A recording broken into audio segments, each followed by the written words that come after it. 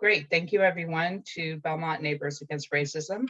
Tonight, we welcome Noelia Corzo, who graciously accepted our invitation to share her platform and answer questions from the San Mateo County community. Noelia Corzo is running to represent District 2 of San Mateo County. She has lived in District 2 for nearly her entire life and is the product of the local schools. She obtained a Bachelor's of Arts in Sociology from San Francisco State University before beginning a career serving foster youth, working as a community organizer in support of affordable housing and immigrant rights. And she currently supports children and adults with developmental disabilities as a social worker for a nonprofit organization in San Mateo County. In 2017, she ran for office for the first time and became one of the newly elected Board Trustees of the San Mateo-Foster City School District. At that time, the issues she identified as being most important in the largest school district in our county were equity in education, teacher-district relations, district funding, and parent engagement.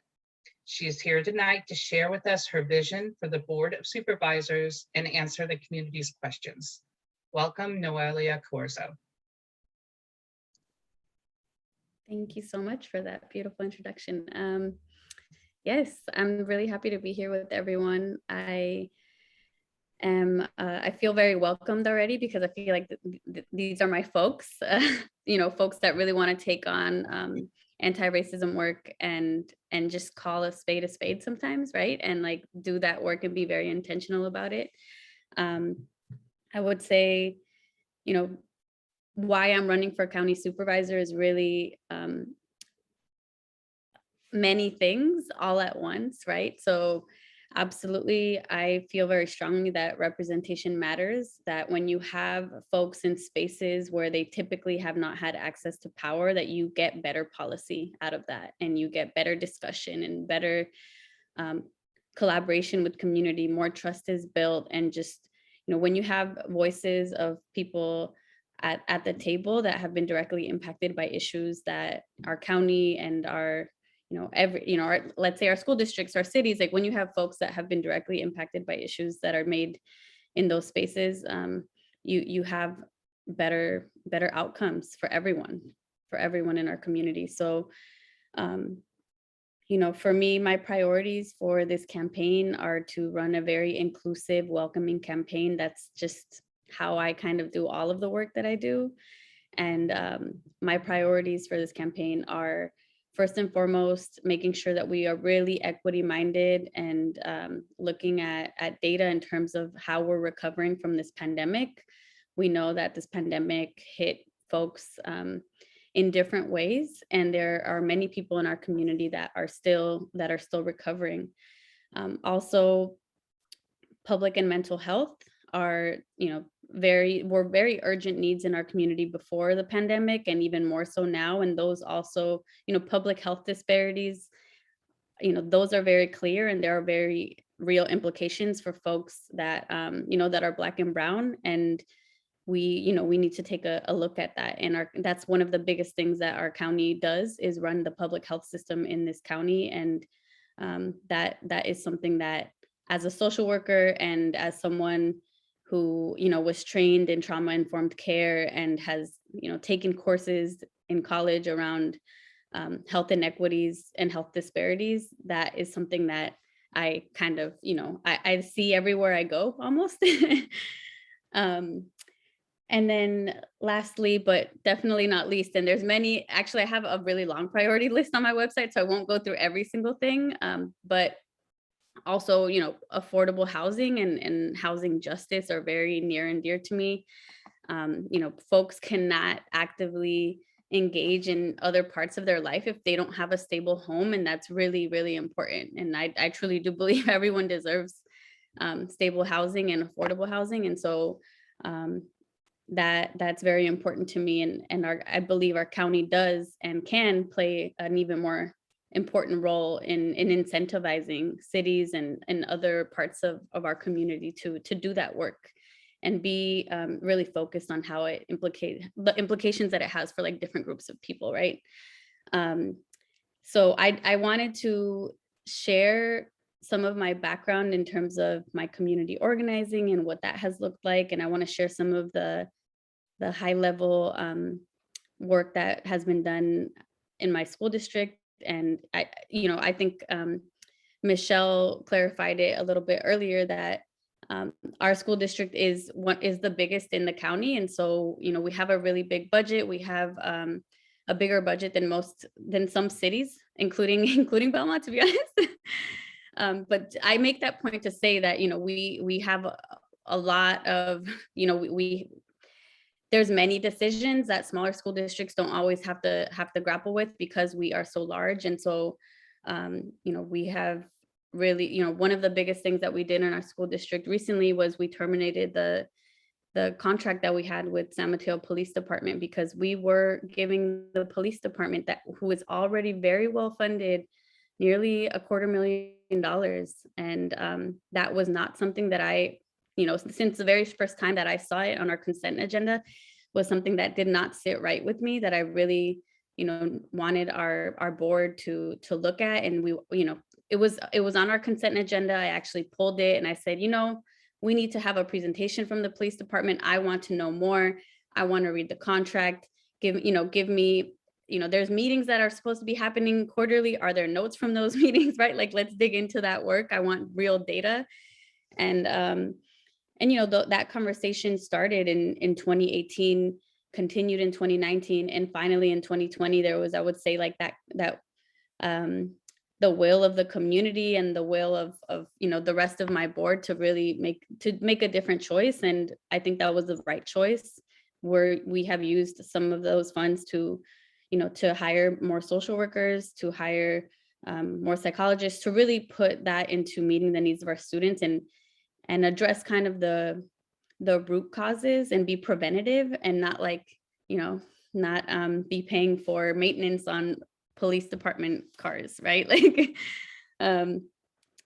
and I also recently had a conversation, a community I think it's called Real Talk with San Mateo Police Department. And I like to be very honest and say, like, I'm not anti-police and I will engage, but I also, in that space during that conversation, was very honest and said, our county is still collaborating with ICE, and that's problematic. Like, folks are not going to want to, they will not engage with the Police Activities League, even if you offer all the amazing sports that their kids want to do, if there is this fear that outweighs the benefit that they think it could have for their family. And so I have always been very, I organized around immigrant rights. And as a former organizer, I held Know Your Rights workshops.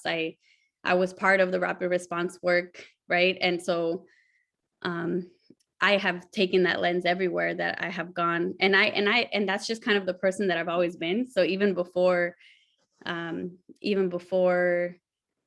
was 18 years old, right? Like, those issues have always directly impacted me and my community, my friends, my family. And so I have always been an advocate, and really, I would say I've also been like an ally or accomplice. There's like these different terms for other folks, for other communities that have really, bear the brunt of racism and been targeted and have been impacted by these systems that need to have reckonings, right? we need to be very honest about those impacts on the community and have those kinds of conversations. Sorry, I'm going a little all over the place. I wanted to share some work about the Sanctuary Task Force that I am a founder of in our school district. That is a model. We've won an award from the County Office of Education for that. And that is something that I really would love to see happen in other school districts, because I think it's very important. And it's a very simple idea, but that's what the real work actually looks like, right? Like, how do we unearth these systemic issues that are not, or are, right, meeting the needs of all families, and really helping our students feel welcomed. And so the idea behind the Sanctuary Task Force really came from some work that happened in Oakland Unified School District.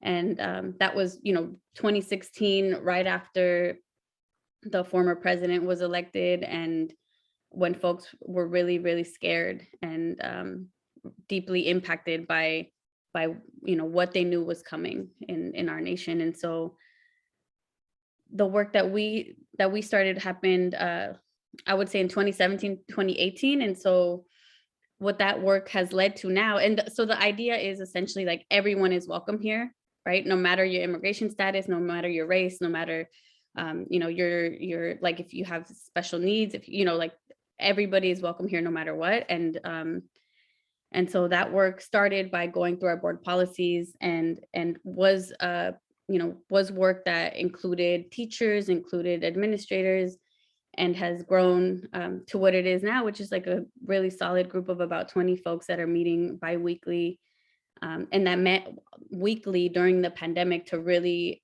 make sure that the immediate needs of students were being met. And we did things like, print like eviction protection letters for families, and make sure that families were getting the food that they needed, and all of that kind of work. So I'm going to stop there because I realize I've been talking for a while now. I'd love to answer any questions.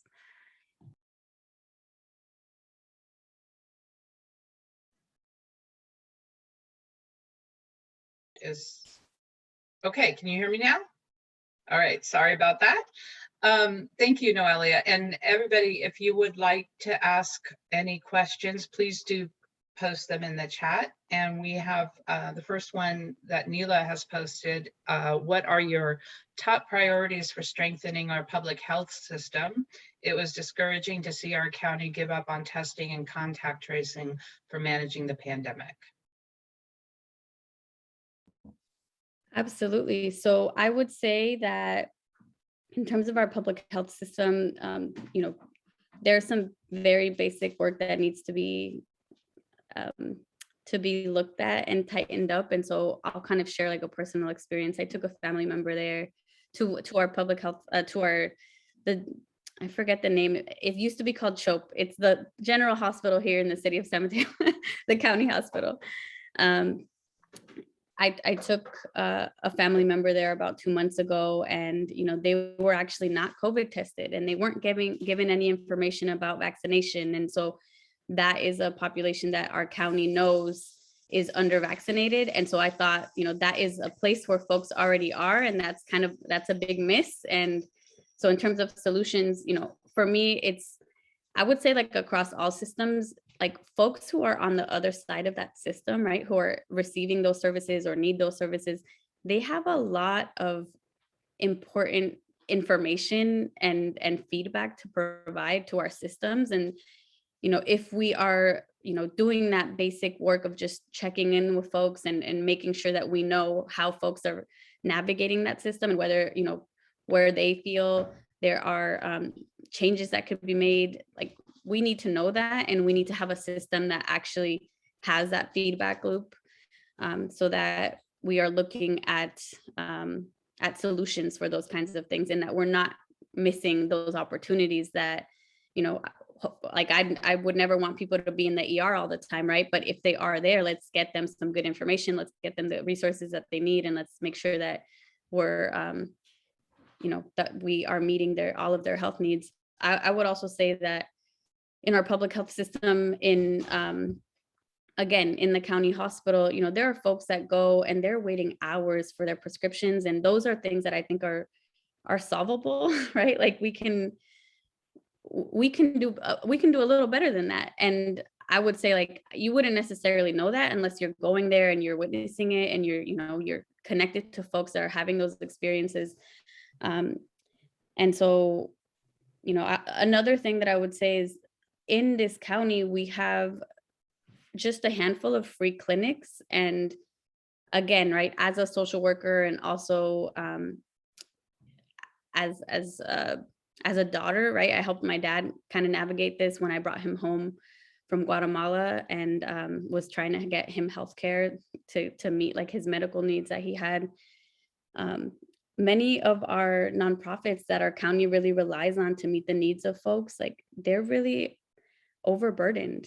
And that's something that we need to look at, right? If we have doctors that are stressed out and not being patient and being a little bit unkind to the patients that they're supposed to be helping, and these are the most vulnerable folks in our community, like we need to do something about that. And I don't say that from a place of judgment, but from a place of, I am a social worker for a nonprofit, and I know what that feels like to be over caseload and to not have like more systemic support. And so, that's kind of the lens that I have. And in terms of in terms of mental health, I think our county can do a lot better in terms of meeting the needs of our community. The pandemic really, there were so many people struggling with mental health. I saw it as president of the school board during that year. We had folks really crying out for help. And as a school district, we do the best that we can to meet those needs, but those are really public health needs that, that our county can improve. And one of the ideas that I've had, and of course, I would, work with the community and work with our county staff to really identify whether this could be a viable solution. But I believe that it is, right? We have a juvenile hall that's really underutilized and not really, that's not a place where we're using our county funding well, right? If we have a fully staffed juvenile hall has less than 20 kids, that's a positive thing, because I would never advocate for kids being incarcerated, but like that's a space that can be transformed to meet another need that our community absolutely does have. And so those are some of my ideas. Great, thank you. So there's several questions, so I'll get the next one. So we try to get as many handled as we can. From Jackie, how would you have responded to the murder of Chenadua Kobe, the Black father and spoken word artist who was tased to death by San Mateo County sheriffs? And what would you do to prevent another murder by county sheriffs? Thank you for that question. That's a very important one. I will start just by sharing what I did do as a school board member, as someone in the community who has always lifted up the injustices that our Black neighbors and our Black community members have faced. What I did do was that I talked about it with almost everybody that I knew, right? I encouraged folks to organize around that issue. I shared articles on social media. I invited folks to come to the protest with me that happened in Millbrae, right? I showed up for those things because that's the kind of person that I am. And I also pushed back when I when I had folks that were trying to silence me and calling me an irresponsible elected official for sharing that news. I did not back down. And I had conversations with, the parent of one of my son's friends at school, who was the detective for SFPD, and really felt like, I was saying that all police were bad, right? Like I did that kind of work in many different ways. And as a supervisor, what I would have done is I would have done everything in my power with the support of the community to really push for accountability. And I would not have had these listening sessions or town halls and then like approved the contract for more tasers right after. Like I would not have done those things. And what I would have done is I absolutely believe that even though the sheriff is elected, the sheriff is elected by our community as well, but county supervisors do have power in terms of who they endorse, who they support, who they align with on certain issues. And for me, I could not stand behind that. Like never again, right? We cannot have that happen. We have to do everything in our power, and we have to really look at our systems and use data. And if we have a sheriff that does not want to share data with the community, that's really problematic.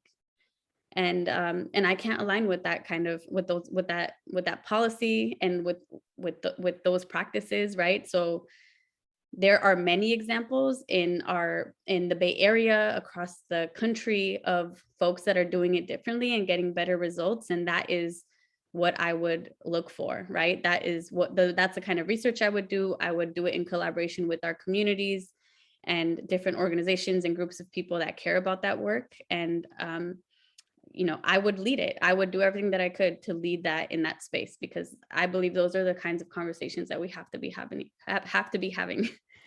No, that's great. And in line with that, I'm going to jump off of the chat for a moment and just back into some of our group's questions around. So San Mateo County currently has a pilot program to embed mental health professionals with the county police, with the different police, 4 cities in the county as pilot cities. And many citizen groups and anti-racism organizations in our county have been calling for this pilot program to be outside of police control, like the proven model in Eugene, Oregon called Cahoots, that's being implemented in many cities around the country. So are you familiar with that model, and would you support the pilot program if and only if it's outside of the police control?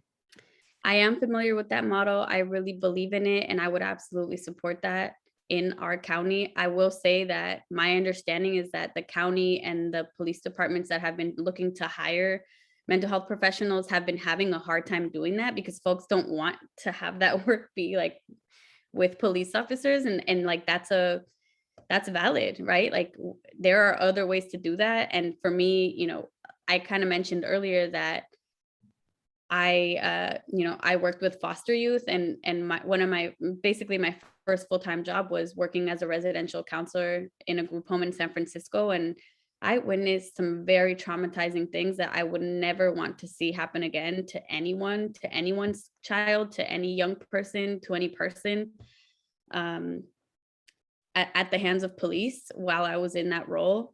And, I had a coworker that called for one of our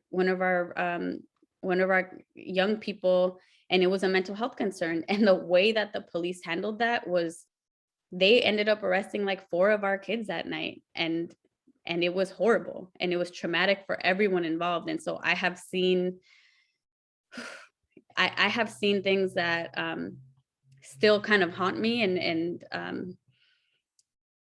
so yeah, that I'm very bought into that model and to that kind of work. Yeah, I'll stop there. Sorry. No, we understand your passion and the feeling behind it. It's important to understand that. So along similar lines, Deborah asks, I'm concerned about mental health services for teens in particular. What more can our county do to provide more support for our kids? Absolutely. That's a great question. So I believe that, right now what we have is like behavioral mental health. We have this model where, if you have private insurance, you call them, and, good luck finding a therapist that, they'll just kind of assign you one. And I think we can have a better network. We are in like Silicon Valley, where there's so much innovation, right? Like we can figure out a way to make sure that we have providers that are, really focused on supporting young people. There's actually through the Peninsula Healthcare District, there will be some really exciting work that will be coming out of that district around supporting young people with mental health. There's a service actually called Care Solace that our County Office of Education is now funding and is rolling out to all school districts, and for the purpose of meeting the mental health needs of young people. But I think our county really can play a bigger role in helping to roll all of that out, and using their social media and their already existing systems to roll that information out to the community, so that we make sure folks know that those resources are there and that they're able to access them. Great, thank you. Victoria wants to know, what excites you most about the future of San Mateo County, and what do you think the biggest hurdles are in getting there?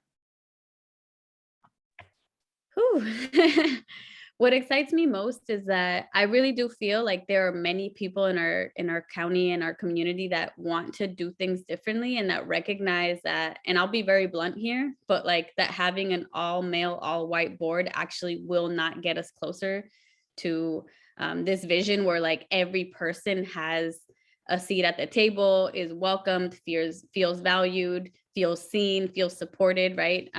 We in this county and in sometimes in the Bay Area, right, like to think that we are ultra progressive and that none of the issues that happen elsewhere happen here, and that's just not the case, right? You can talk to many folks and everybody has stories. And I would say one of the biggest hurdles is just the status quo, is thinking that we can continue to do the same and get different results. I think that's a very big hurdle. In my campaign so far, I have met with lots of folks who are hesitant to go up against the status quo because there's a lot of power there. And that's just the reality, right? There's a lot of power, and there is this. I'm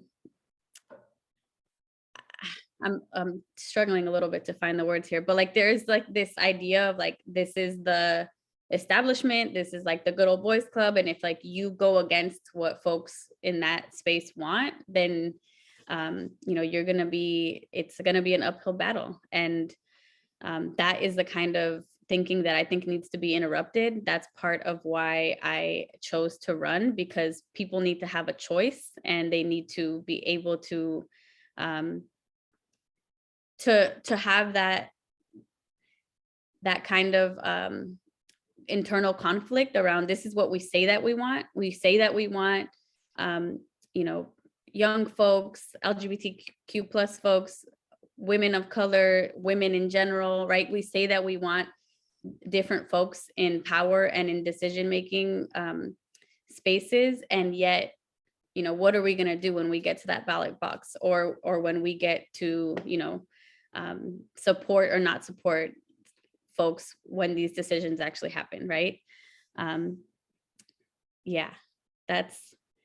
think that's a very real hurdle.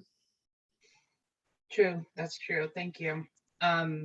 So Neela asks about whether you would support formation of an oversight board for the sheriff as permitted by State Bill 1185, and we would think it would be great if the Board of Supervisors would vote for and implement that oversight rather than forcing it to the ballot box. Absolutely. I completely support that. I really want to see that. I think, when you think about why folks would feel like it's even necessary to have to go to such lengths to get that accomplished, it's disappointing. I feel disappointed that we don't have leaders in that space right now that are willing to take that on and to support that, right? If you have, it just takes 3 folks in that space to say, let's make this happen. And it could save people a lot of time, a lot of money, a lot of energy. And I would absolutely support that and be happy to lead it. Great, thank you. Kristen asks brings an interesting perspective. She says, my neighbors are not low income, but they are seniors, non-English speaking, and they don't use Zoom, Nextdoor, or email to access their public officials. And the Belmont Council recently ruled against their interests as residents because they were not able to mobilize public supporters. Any ideas to improve representation of seniors and non-English speakers regardless of income? Absolutely. I just want to get that middle piece. Can I get a little bit of clarification? What did the Belmont City Council, how did they rule against their interest? Why don't we unmute Kristen and let her speak to this? I just want to make sure I'm understanding the question. Kristen, are you there? Oh, I don't see. It looks like she might have left. Kristen dropped off, and I'm not sure what she was referring to. So maybe you can just speak about that in generalities, because it seems. Yeah, absolutely. So, in terms of, I think folks have needs regardless of income, right? There are some universal needs that all people have. And so You know, for example, like, you know, my father is also, right, not good on email, not good on anything on the internet, right? And you know, there's nothing like good old fashioned phone calls and mail, right? That works really well for some people. And I think, you know, in terms of representation, you know, we need to make sure that we have leaders that are, you know, checking their mailboxes and open to receiving all kinds of incoming feedback. I also I strongly believe in like translation services and making sure that that is a priority, that's done well. I think our county does that well in their Board of Supervisors meetings now.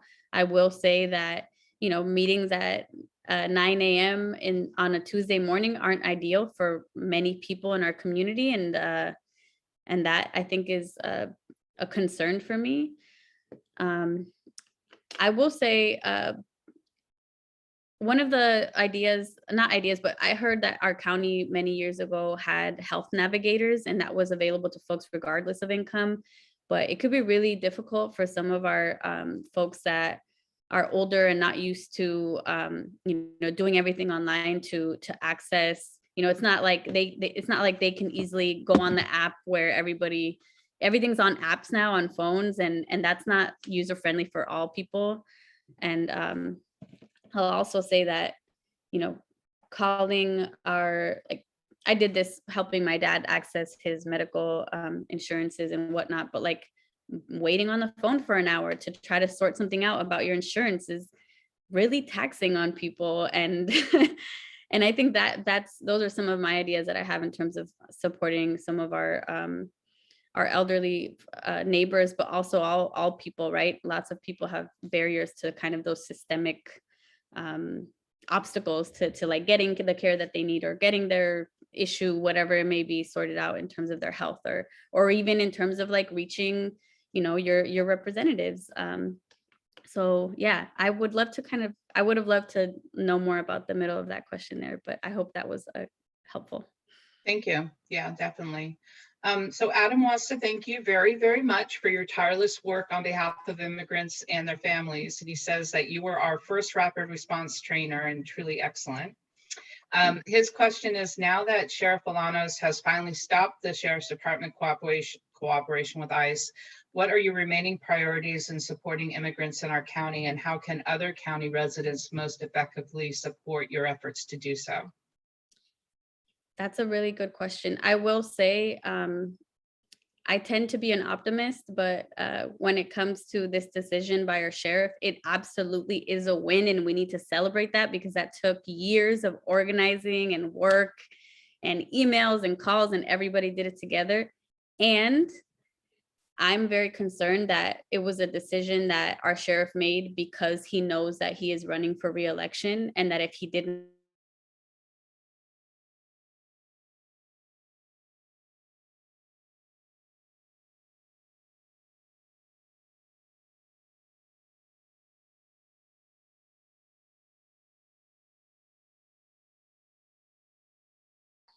I'm assuming most folks here attended the Truth Act forum, just like I did. And so if you heard his presentation, you know, what did we kind of see? We saw no PowerPoint, no like solid statistics, no like transparent information, and just a lot of like, everything was verbal. Sorry, please excuse my dog. Everything was verbal.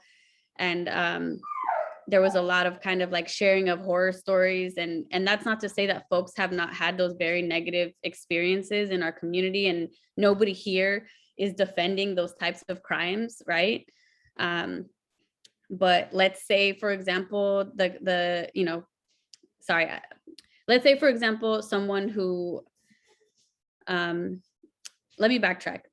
It was a win. That decision was, you know, that policy has changed, and that was a win. But in terms, our immigrant families and some of our immigrant neighbors are very clearly still being disproportionately impacted in sentencing, in arraignments, in our court system, in how they're charged, in how they're targeted in the community. And we don't have that data, right? Because our sheriff doesn't want to share it with us. And so I think there's a lot of work to do there as well. I feel very strongly that, we need a new sheriff in town. And so I think that, that is something very concrete that we can do. We can support getting a new sheriff in town that does their work differently. I will also say that, there's this organization called Silicon Valley Debug, and they've been doing work around going into like the courts and creating their own data around who is getting, lower bail, who is, getting harsh sentences from which judges. And so I think a lot of that work is important work because it gives us a better picture than the one that we have, otherwise. And so that's all real. Also, like our farm workers on the coast have a lot of needs, have a lot of really urgent needs around housing, around, good paying jobs and education. My wheelhouse for the past 4 years has been education. A lot of the lessons that I've learned, I really hope to share and to see spread. And so that work, also like making sure that English learners and the students that, our immigrant families bring to our community, that they're being well supported in schools is also very important. So I could I'm going to end the list there, but there's a lot to do.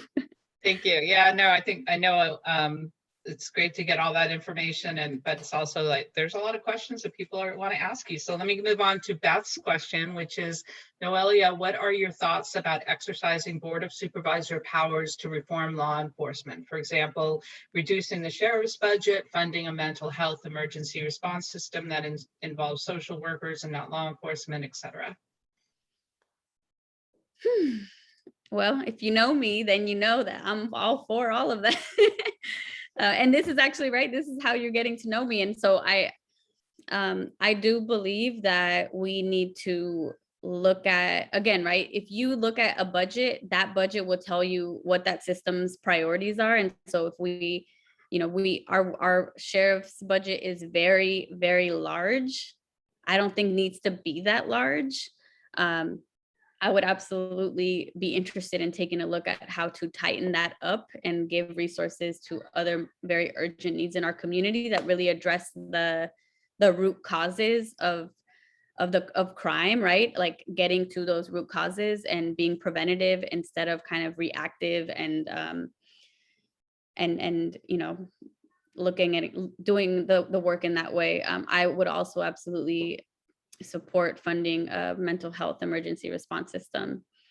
As a social worker myself, like I mentioned earlier, I have witnessed things where, I so wish that we had someone else to call that night instead of the police department because it was not handled well.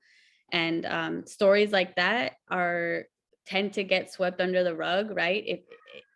I believe that there are lots of cases that folks, don't hear about, and that's very concerning. So yeah, I would be totally supportive of those two things, and also in just making very data driven decisions and making sure that we have clear data about all of our systems and how they're impacting different folks in our community. That kind of fed into Reverend Ben's question about whether you'd be willing to engage the sheriff's budget and contracts as you did when on the school board. So it sounds like you've already answered that. So in the affirmative, and it'd be good to have that critical eye on there. Deb asked a question around state youth facilities are closing and the onus will be on the county to transition these kids out of that kind of facility. How can we make it better for these kids? Absolutely. That's a really good question.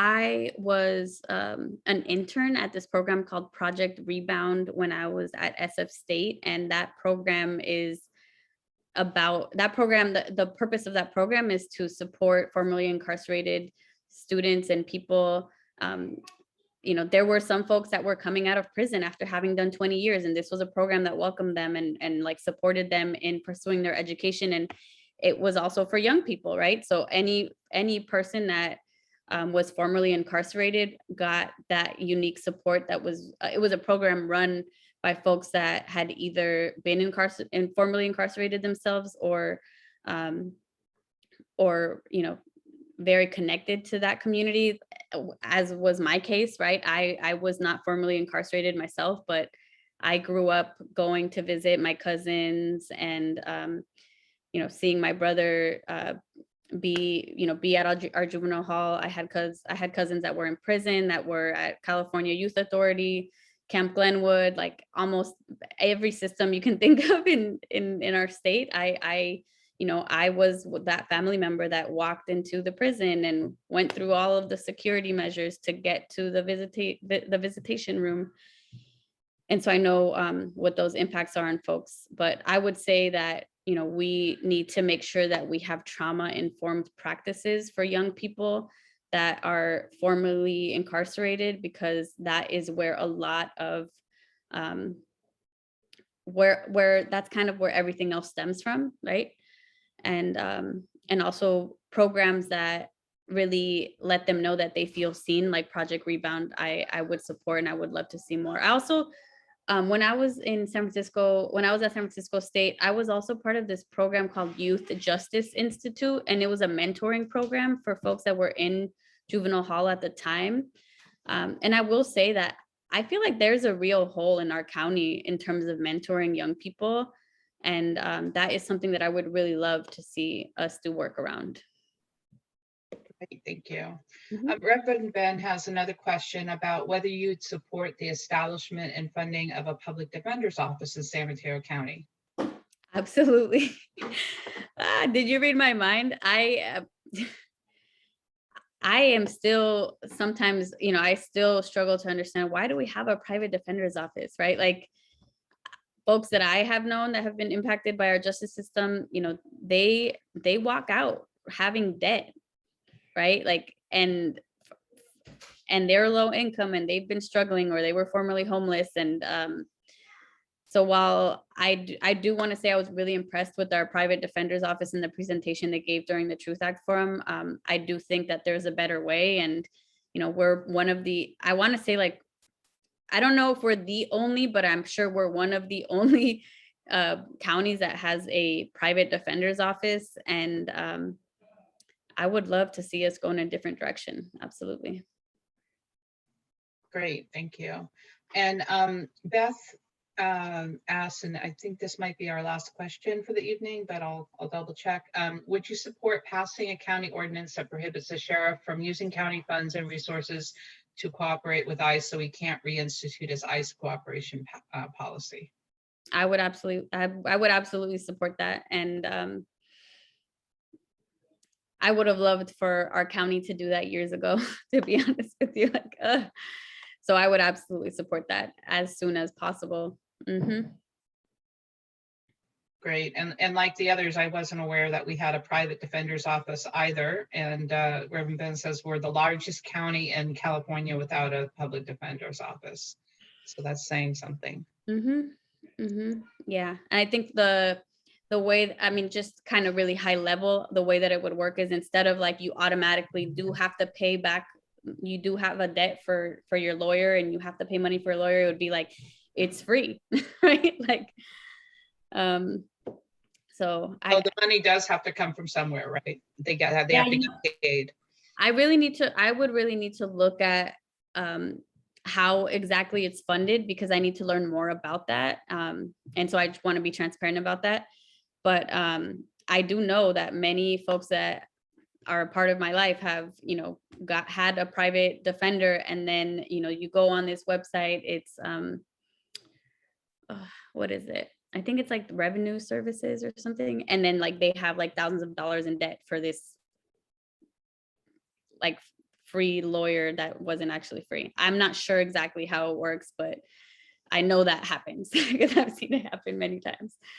Great. So I don't think there are any other questions. Would you like to say something before we close up? Absolutely.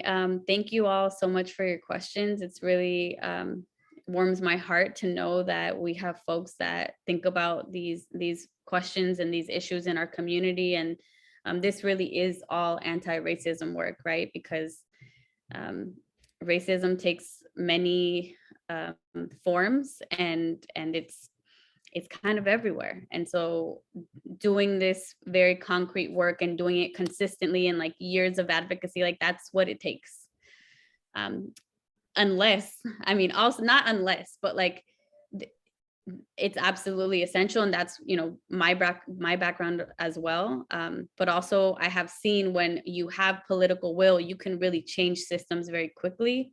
And I like to think that's what we've been doing in the San Mateo-Foster City School District. And I will just make the point that, you know, I would not leave my school district feeling like there has been unfinished work. And, you know, the work will never be completely done, but like feeling like this work is really cemented here now. Like there are folks that will carry it on, and we have a strategic plan that's very set in stone that cannot be changed. And so, you know, we can't just pull away from looking at educational equity in our school district, and feel very confident that work will continue. So I see this shift as, you know, how do I take the work further?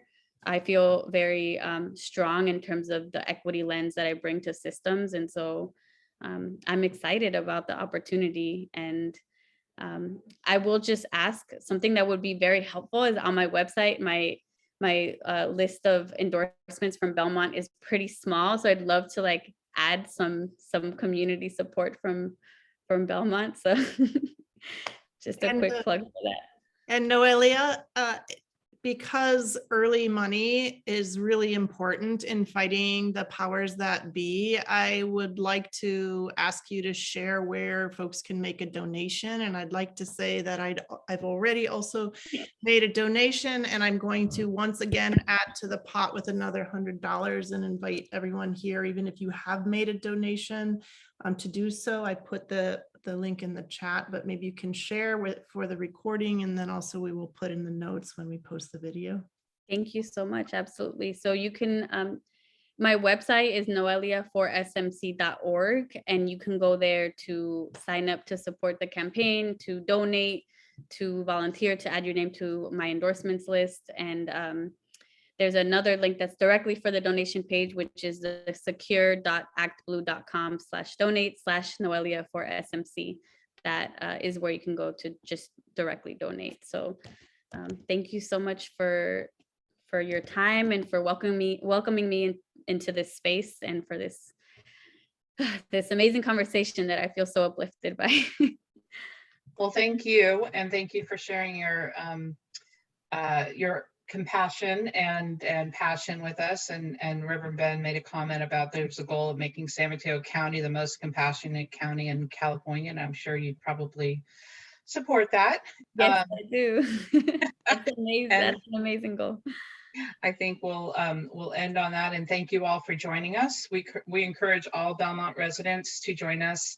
We meet twice a month, and we meet via Zoom to continue the necessary anti-racism work here in Belmont and beyond.